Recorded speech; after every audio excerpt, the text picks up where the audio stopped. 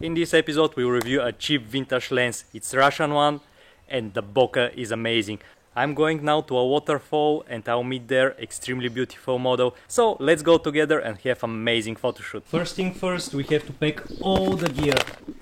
I'm taking with me a drone, two camera lenses 35mm and 85mm, and of course we forgot the vintage lens.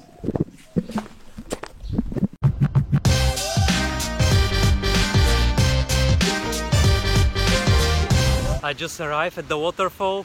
The traffic was horrible. From Seminyak to that waterfall is 1 hour. I went crazy. I'll fly the drone now to show you the area while I'm waiting for the model to come. I was knocked down, heard the countdown through the haze in the face of defeat, yeah. I was real down. I already mounted the lens to my Canon EOS R. I'm using an adapter. The adapter is extremely cheap. It costs between 2 and 6 euros. The lens has aperture from f2 to f16. I'll shoot in f2 because I like the bokeh. The focusing ring is extremely smooth and nice. I activated the focus peaking, so everything what is in focus will shine in a blue dots. If you can see how the drone is shining, the edge of the drone is shining in blue. That will be the first time I'm working with a fully manual lens, and I hope the focus peaking will help me nail the focus. Unfortunately, I'm fucking color blind, so I don't see always the color peaking. That's why I changed it to blue, because when it's red, it's bothering. But with the blue color, it's more contrasty and I see it better. The road to the waterfall is quite dangerous and you have to be careful. It's very, very slippery. Our beautiful model Kate just arrived. You can check her Instagram here. Now the first challenge is to go there. Because of the rain, there is extremely a lot of water and it will be really hard to go on the other side.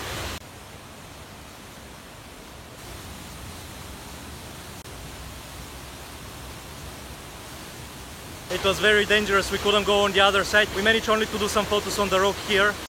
Yeah, I rose up from the dead. Your words inside my head. All the odds were against me. But now I'll lead ahead with grace. I'm winning this race. We'll try to go to the next waterfall, but everything is closed now on Bali. All the odds were against me. On the way to our motorbikes, we passed a palm forest and we did few shots there. The pictures turned stunning. Here they are. So I picked up the pace, and now I'm in the race. Give me some space. I'm a movement and I ain't lose. When I checked the pictures on the computer, I was amazed by the bokeh of the vintage lens. It's just something I'm not getting with my modern lens. I don't have extremely expensive lenses like 1.2 and 1.4s. I'm shooting with 85mm 1.8 most of the time, and I'm not getting such type of bokeh. And the maximum aperture of this lens is 2, and still the bokeh is so nice and circular. Just check the zoomed picture, it's amazing.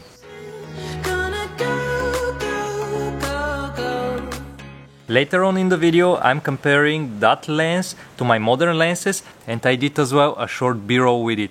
So you're gonna like it, continue watching. It started a tropical rain and we couldn't do any damn shoot. In the middle of the road, we were just waiting the rain to finish, and we checked the weather forecast and the rain wouldn't finish till 6 o'clock. So we drove back to my villa, and now here we'll do some photos.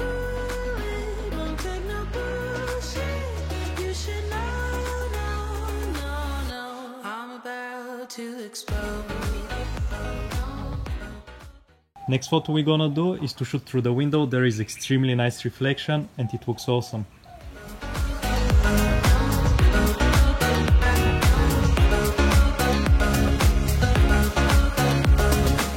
So I've been told that I should fold and give in. I can't win in this game. After that, we recorded in the room. Let me walk you around so you understand the space. Here on that spot, the light hits very nicely because there is a huge window and the light is extremely soft on the face. After that, we went to the bathroom.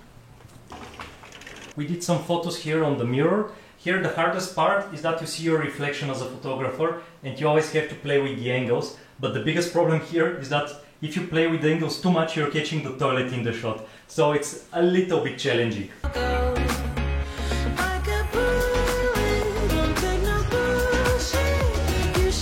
Here we have an outdoor shower, and the light is extremely beautiful because it's an open space. The sun hits directly from top and the face gets extremely beautiful light.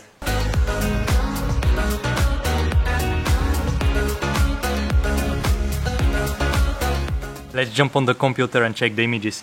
The images around the bed for me look like advertising of Levi's or some really nice vintage photos.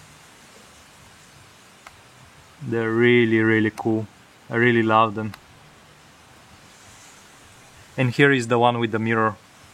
Here is before and after. Just there is something very special about that vintage lens. It gives a little bit of mood. Now let's move on to the one in the shower. This one is still shot with the vintage lens. You can see each drop of the water, how it's falling on her face, but still there is something very soft about that lens. Now let's compare the two lenses, my vintage lens and my 85mm 1.8.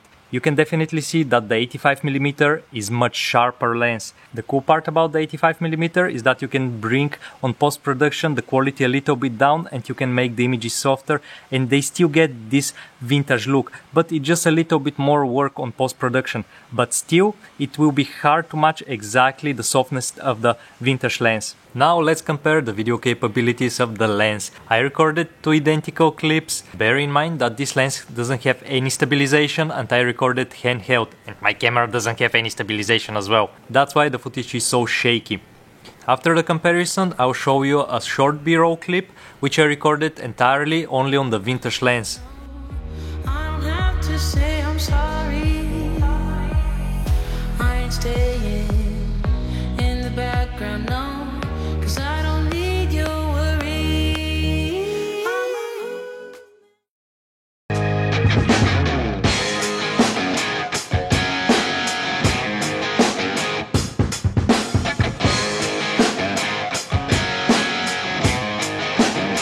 After working full day with that lens, I'm extremely impressed by it. The best part is that you can find it on eBay very cheap. The price range is from $20 to $60. The name of the lens is Helios, it's 58mm f2. But the background blur, it's so amazing. If you wouldn't tell me that it's f2, I would think that it's something like 1.4. Now there is one huge downside to working with that lens and that's the autofocus. I don't know, maybe it's because I'm a noob working with manual focusing lens, but for me it was extremely hard. I got a lot of images which are really soft, and especially when your model moves like 5-10 centimeters adjusting the pose, I cannot keep the eyes sharp. That's about photography. About videography, I don't think that's a huge issue because if you're serious about videography, you use manual lenses. I'm serious about videography as well, but I'm a lazy motherfucker. That's why I'm using lenses with autofocus. There is one more feature of this lens which makes it extremely good for video, and that's the focusing ring. It's extremely nice, smooth and slow. I think that this lens is perfect if you're just starting and you don't have enough money, or even if you have enough money but you want to get some different look, because the look you get out of this lens is very unique. You will really stand out with that lens. If you made it that far, don't forget to press the like button, subscribe, and see you in the next episode. I hope you enjoyed it.